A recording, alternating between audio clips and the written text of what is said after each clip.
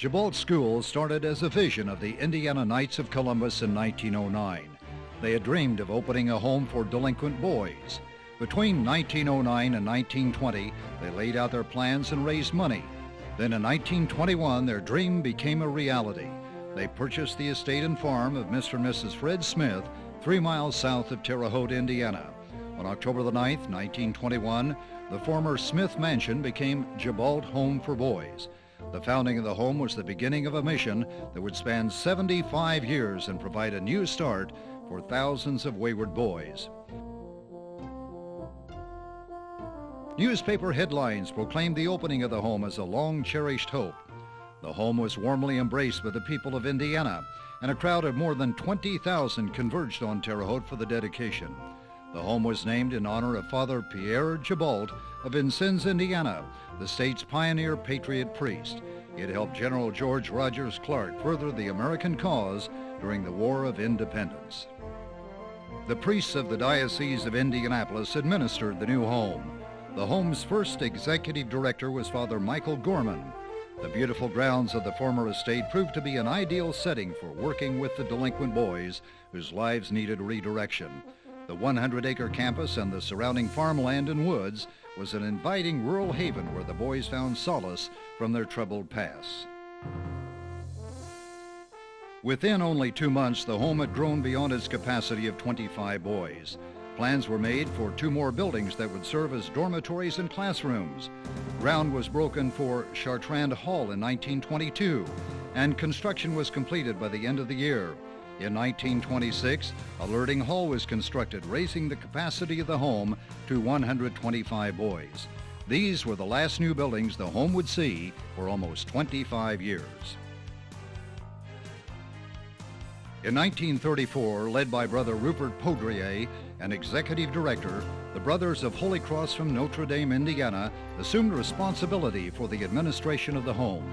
For the next 47 years, the Brothers of Holy Cross would shape the lives of countless boys. Even though the administration of the home had changed, the mission would remain the same. The brothers' purpose for the home was simple: to show the boys that good conduct would bring them happiness and success.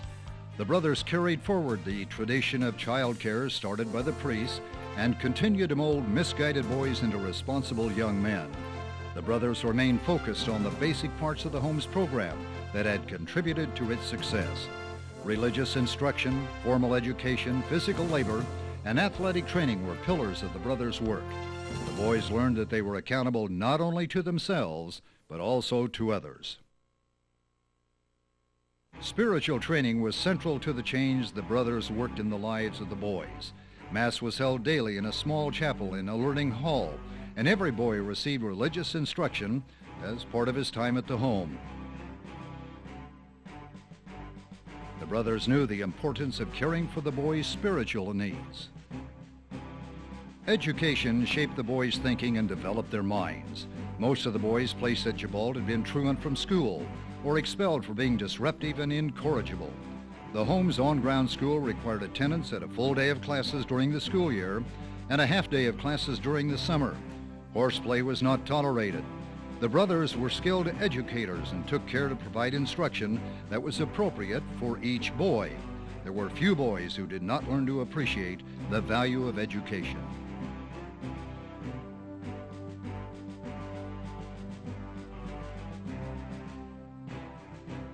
Hard work instilled values that the boys had previously rebelled against.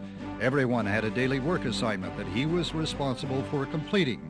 Each boy was expected to contribute his part to maintaining the campus, whether it was helping on the farm or caring for the grounds. A sense of personal responsibility and a strengthened work ethic developed in the boys as they completed their time at the home. Athletic training and recreational activities also played an important role in helping the boys. The brothers hoped to strengthen the boys' bodies and in turn strengthen their minds and spirits. During the summer months, baseball, softball, and basketball were the athletics of choice. In the fall, football emerged as the seasonal sport. In the winter, ice skating on the ponds and tobogganing down the hills were favorite activities. Boxing also became a part of the athletic program during Indiana's Golden Glove era of the 1940s and 1950s. The solid relationships that brothers formed with the boys was probably the most important influence that enabled the boys to change. The brothers approached their work with a compassionate spirit and took a personal interest in each boy who came to the home. They were the firm hand that disciplined and corrected the boys when they rebelled. But more importantly, they were teachers, coaches, and mentors who lived alongside the boys and walked with them on their individual journeys toward change. This was the tradition of care passed on by the brothers that stands today as Gibault's hallmark. There were other friends who walked alongside the boys as they forged paths toward their new lives. Rusty, Grizzly, Spot, Judge, Bud, and Chief were only a few of the dogs that played a part in helping the boys to change. They were loyal companions and could soften the heart of even the angriest youth.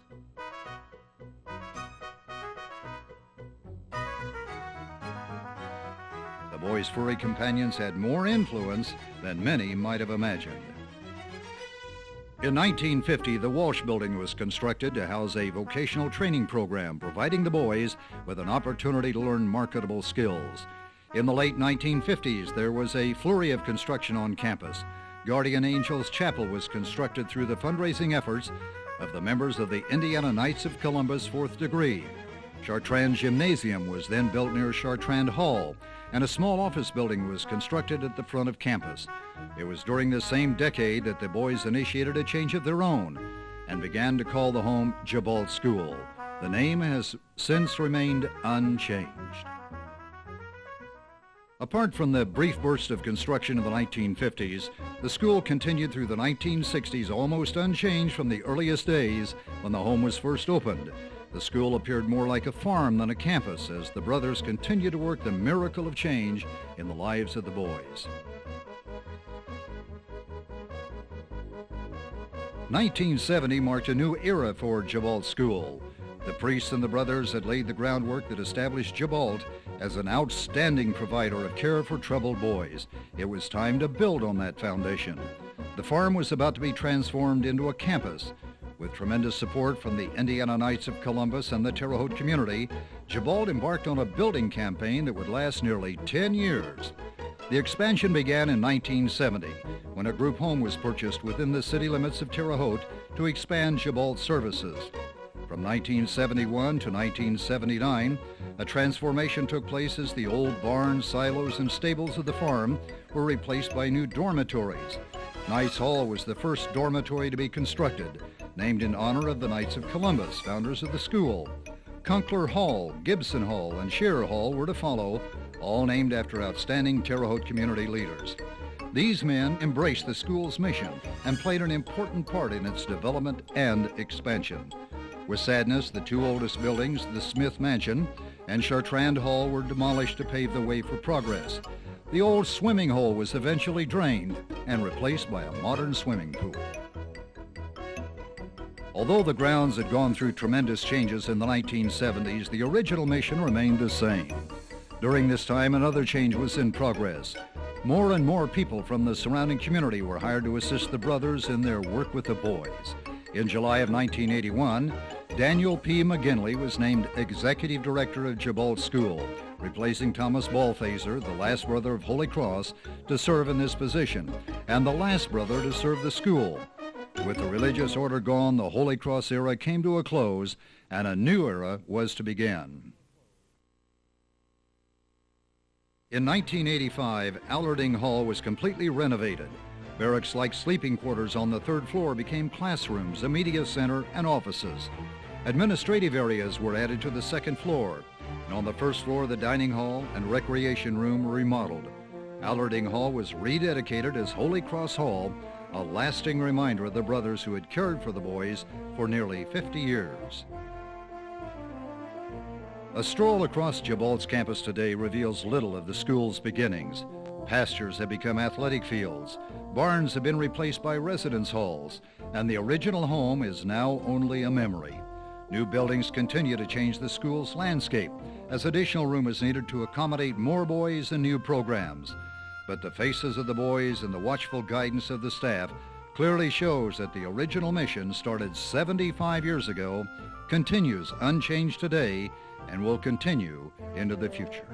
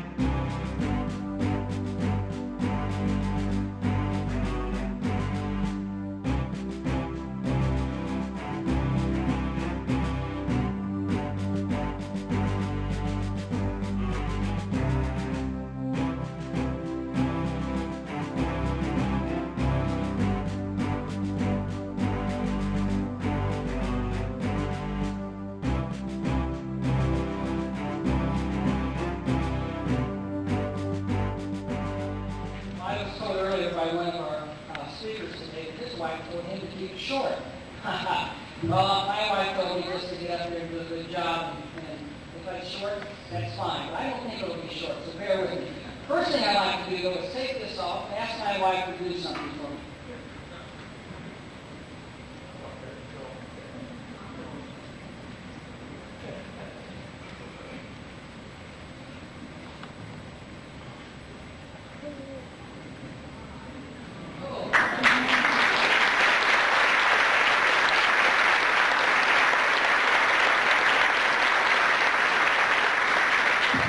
Guys, believe it or not, once a Gibault boy, always a Gibault boy. It doesn't go away. This is quite an honor for me to be the spokesperson for almost 7,000 young men who have walked through this campus, to have that honor to represent them today. Daniel, you never know what this means to me. I truly appreciate it, and I thank you. What I'd like to do today is to share my experience with you regarding Gibault, how I became a part of Gibault, and more importantly, how Gibault became a part of me. But I hope that I will be able to share with the boys and the staff, the Knights of Columbus and the Friends of Gibault, what you've done and what it does for you. Whatever your role with Gibault, you can't go away with having Gibault stay with you. They will always be a part of you. It's been 29 years since I was a student on this campus. And I know for some of you, that means I was probably only 2 years old when I was here, but no. It was a little longer.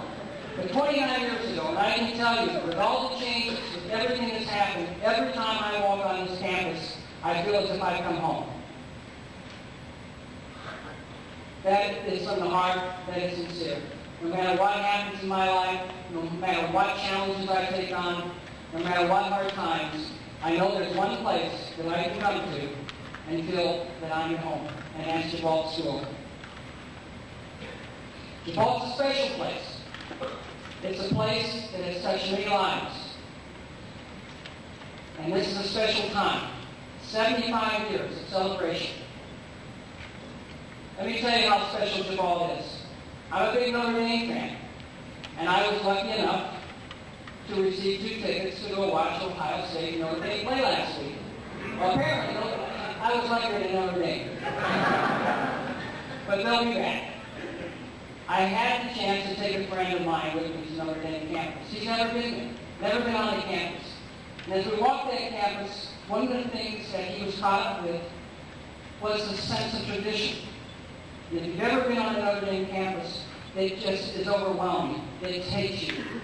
And there's nothing you can do about it. You can hear the music and all those people that have been on that campus. I need you to know, when you walk on the campus of Gibault, it's just like Notre Dame. You can't help but get caught up in a sense of tradition, a tradition of excellence, and a commitment to providing outstanding child care service for 75 years. As we walk that campus, one of the things that I noticed throughout the bookstore, throughout the dormitories, and a number of offices and windows, there was a sign, and the sign read, "Wake up the echoes." Well, I tell you today, folks, this is our opportunity to wake up the echoes of Gibault School for 75 years of child care excellence. And I think Daniel McGinley and his staff and the Knights of Columbus deserve a round of applause for this excellence.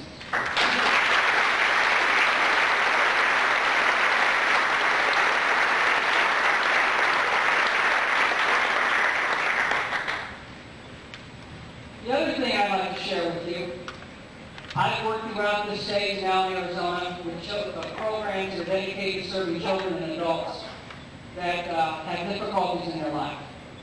And I must tell you, many of the programs I have had the opportunity to work with, and many of the people I have had the opportunity to serve, have experienced great success. But one of the things that I take with me wherever I go are the things I've learned from Gibault. Many of the programs I've developed and designed, both in Indiana and Arizona, have come from things that were taught to me at this school. And I don't think there's a greater honor, anything you can do, than to mimic or copy someone. And I am very proud to plagiarize, to adapt the programs and policies that I do at the Gibault. I have good friend of mine, was a brother of Holy Cross, still is, and was a director of this school. He once told me that the unique thing about Gibault schools is culture. That it's a culture of excellence. No matter where you go, no matter how hard you copy it, it's not going to happen because it's only at Gibault. And I've learned over the years that to be true. But the other thing that I think is very special, that this community of Terre Haute should be very proud of Gibault School. Gibault is probably Terre Haute's best kept secret. Now, when it comes to Gibault, if you haven't noticed this by now, I'm somewhat prejudiced, somewhat subjective. I think Gibault is tops, is the best. I think in any publication or anything that goes out about Terre Haute, they should include, when they're referencing their finer schools of higher education, such as Indiana State University, St. Mary's in the Woods, and Rose-Hulman, Gibault School. I think it ranks right up there with the best. Because, ladies and gentlemen, and young men, this is an institution of higher learning. Because what you learn here, the time will last you a lifetime. And this is a product. If you look at it from a business point of view, what other community can boast that they have an institution that produces such an outstanding product? And that's our future. Because these young men that you see in the back here to my left, they're our future. And if they're successful, we're successful. So I think if you live in Terre Haute, if you know anybody in Terre Haute, don't let this be a secret anymore. Let them know what such a great institution they have in this community. Before I go on any further, there are some people that I like to recognize that I met by at Gibault, had a significant impact on my life and what I did with my life. And to some, they still do. Some of them are still brothers of Holy Cross. Some of them, for a number of reasons, are no longer brothers of Holy Cross, but they're still important to me. Phoebe, Brother Bernadine, Brother Camillus, Brother John Barrett, Brother John Kuhn, Brother Thomas Meade, Brother Anthony, Brother Maris, and Brother Edmund, Brother Gregoire, and Bill Adam. Now, these are the names that we respectfully call them to their face. I cannot tell you the affectionate nicknames that we use. But they were still very important then, and they are still very important now. And there are a couple very, very special people that I would like to recognize that wherever I've been in my travels, as a young man and as an adult, they've always been there for me, and I know, and still know, that I can count on them.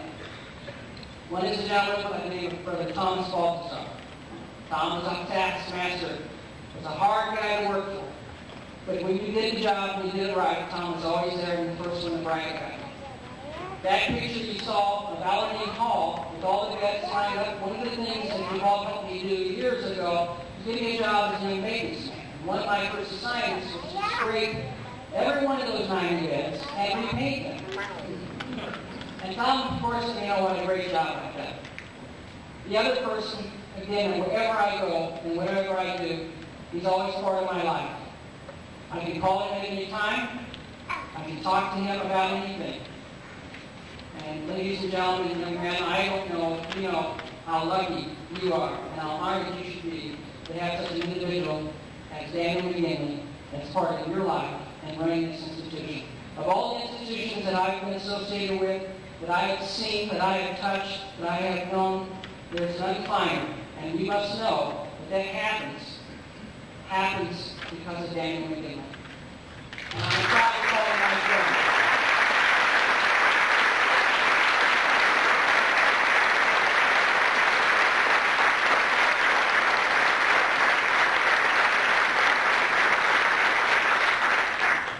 Last but not least is a gentleman that was here when I was here as a brother, still is a brother, is up in Notre Dame, Indiana. This gentleman is my best friend, is my mentor, and like it or not, he's become my adopted father. And I wish he could be here today, but he had another obligation, and that is Brother Thomas Shaughnessy.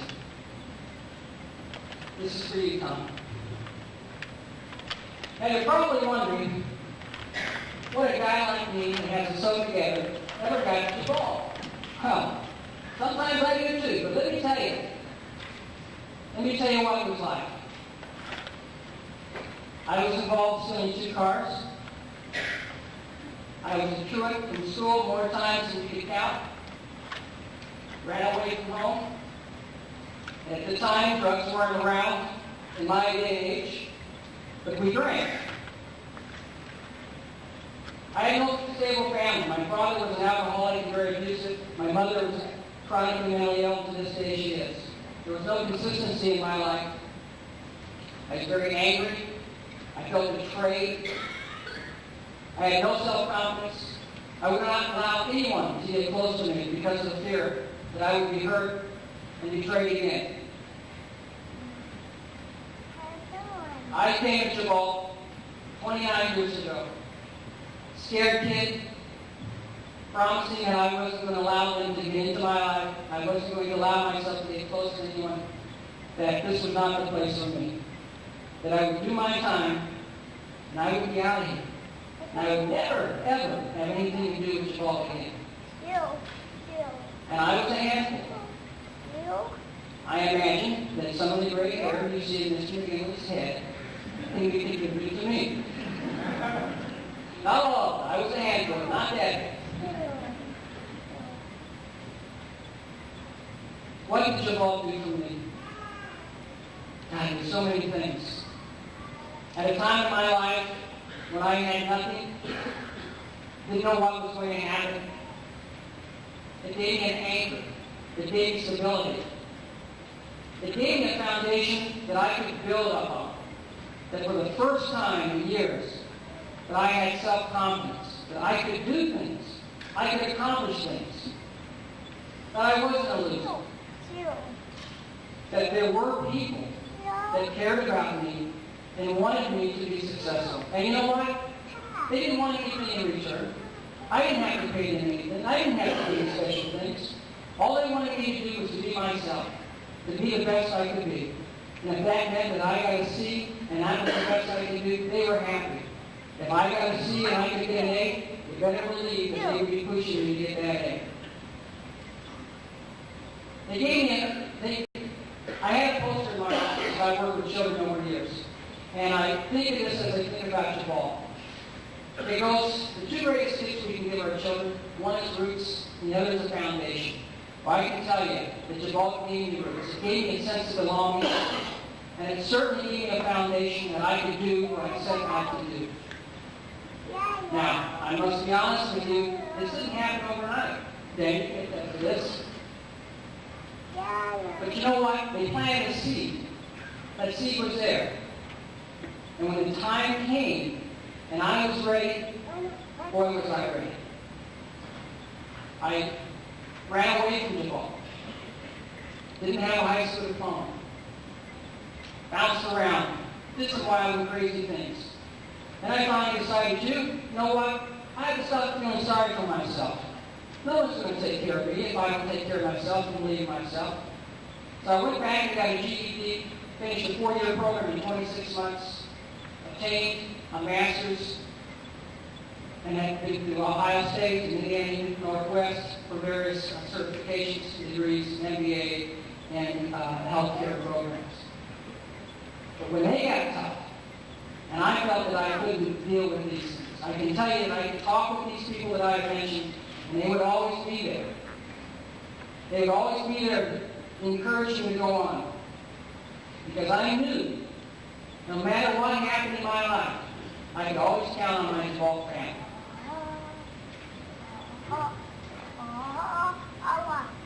I'd like to talk to the young man at Gibault for a minute, if I may. I want you to know that nothing comes easy. And not everything you try the first time will happen. But if you believe in yourself and never quit, you will be successful. You will make it. You need to be prepared as you go out and you grow to learn, unlearn, and relearn. We live in a world that's constantly changing. Nothing stands still. Nothing is the same. So you need to be able to learn, pick up on new things, and learn those. But the other thing I would share with you and ask you to consider, there are certain things you never want to change. Such things as loyalty to your family and friends, being honest, integrity.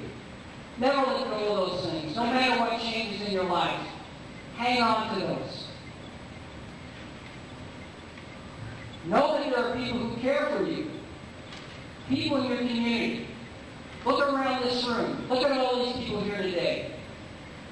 This is a Saturday. We could be watching Notre Dame, hopefully winning. But we're here because of you. There are people in this world who care about you and will always care about you. But what you need to understand and believe, if you do not care about yourself, if you do not believe in yourself, there's nothing they can do. You have to take that upon yourself. Never, never quit believing in yourself. Gibault staff, I think you're fantastic. What you do is a labor of love. I've been in your shoes. I've been a child care worker, a house parent, a recreation aide, a maintenance man at Gibault. I've written and designed programs. I've run some of the toughest programs in the state of Indiana. And it's the toughest job, physically and mentally, that I've ever done. And I applaud you. But it wasn't tough because of the boys or the children that I served. It's tough because of the responsibility that you have on your shoulders. And that responsibility is shaping young lives, preparing them for the future, helping them to believe in themselves. Always, always do your job with pride, with consistency and sincere caring. Never doubt for one moment what you do is not important. I can tell you from experience as a boy at Gibault, as a child care worker, as a house parent, as a professional in the field. What you do is important. It does count. You do make a difference. Let's face it, you are Gibault. This is a beautiful campus, and the campus contributes to the success that these young men will have. But for the 7,000 men that have walked this campus, our success has come from you. And you need to know, without you, there is no Gibault. The friends of Gibault, the Knights of Columbus, all those who take the time to be interested, to support, you need to take the time and let people know what Gibault has done, is doing, and will continue to do.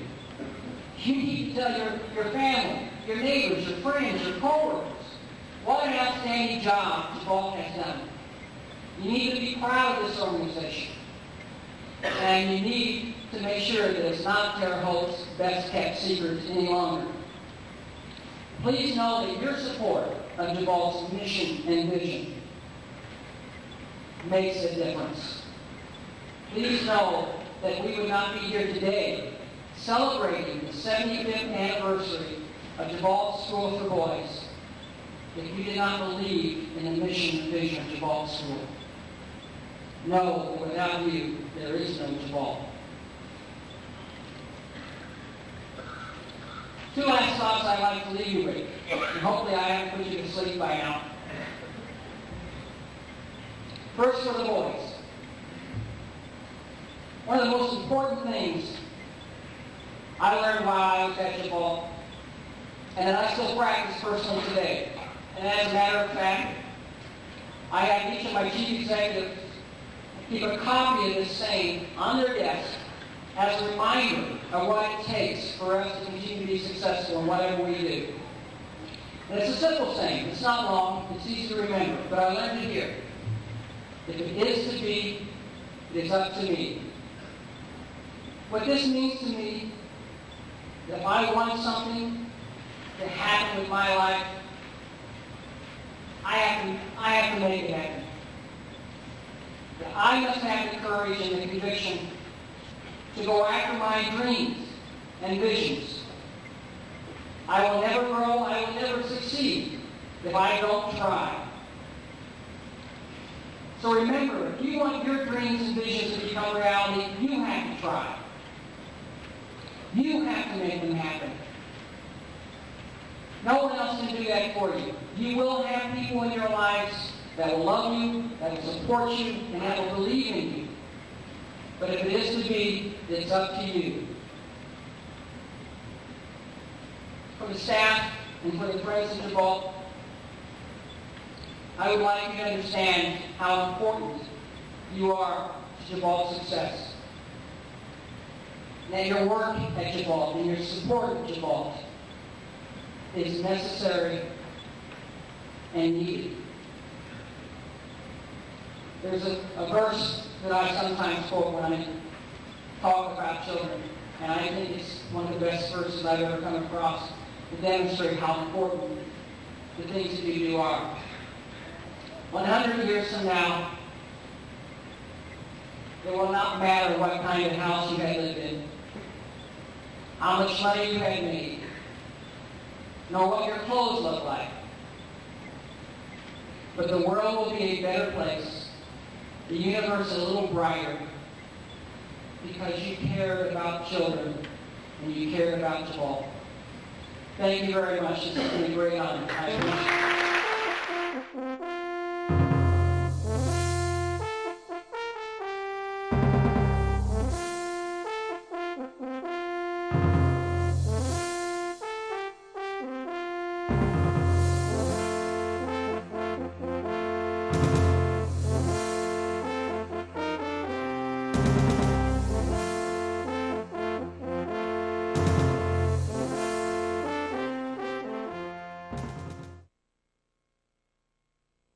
When I called Mike and asked him if he would be willing to fly from Arizona for the 75th anniversary,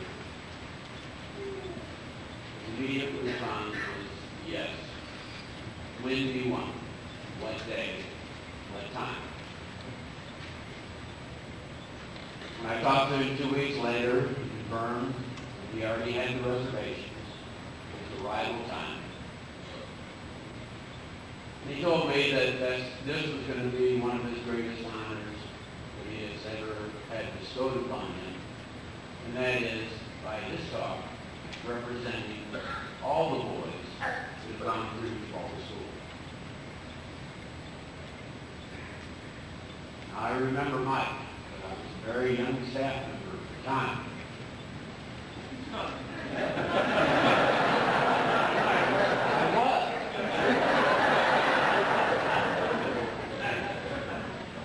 Somebody said to me outside, "Well, what's going on with the black suit? Are you in mourning?" And I thought, no, I'm not in mourning, but maybe I'm returning a little bit to my roots. And the fact that I was a Holy Cross brother for 6 years. And my very first assignment was here at Gibault. 66 to 68. And Mike was here. At that time, we only wore black and white. At least today, I threw in a little bit of brown.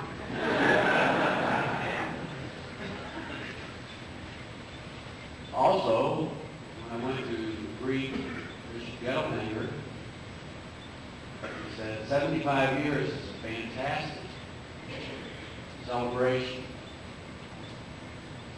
He said, you've been around for most of it.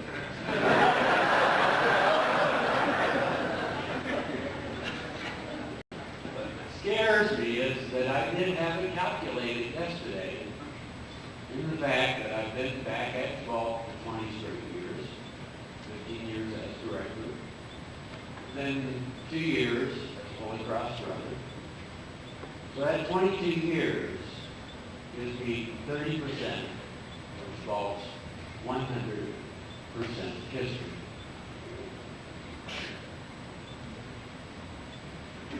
I would never have believed that when I left here, especially leaving here as a Holy Cross brother and being transferred because I was incorrigible that I would even ever return to Gibault to work, much less be the executive director on the 75th anniversary. And the things that I have seen amazes me. Sometimes when I look out the window of my office at Holy Cross,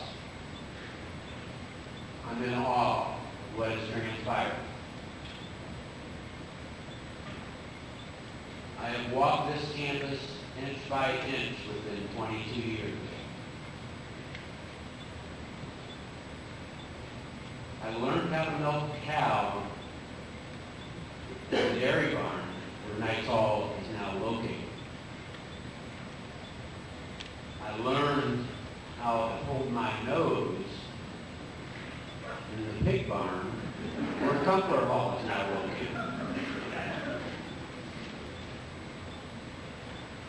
I almost learned how to immediately get sick as I walked through the chicken coop where the cottage is located. And Gibson Hall is part of the pasture for the cows. And all of this was part of the pasture, plus the orchard. I remember going over to the old swimming pool, and you had to leap about 3 feet because that was the route the cows took out to the field.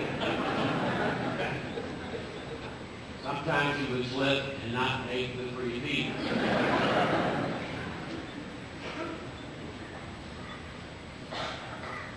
But as Mike mentioned, there is a culture that belongs to Gibault School. Culture that the priest had, culture that very much was enhanced by the Brothers of Holy Cross. And it's the culture that I try to continue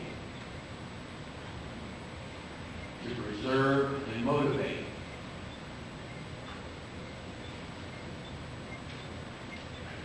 Well, one time, 16 of us, as Brothers of Holy Cross, ran the entire place for 125 kids.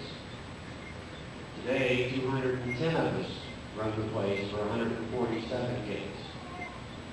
It makes it more difficult to keep that culture. But I don't give it up any day. People breathe it into their skin if they stay around long enough. And that culture is a culture of caring, culture of hope for the boys that we are working with. In 22 years, I have seen about 2,500 boys go through this program. I'm sure many of them had different types of names for me, rather than Mr. McGinley or Brother Damon. But that I don't care about. Because most importantly, I was here and am here to serve, to develop young men, grow into productive lives. That will be the mission of Gibault now. It was the mission of Gibault in 1921. And it will be the mission of Gibault 75 years from now. If I can do it, I'm going to be here for the 100. Because I firmly believe that every child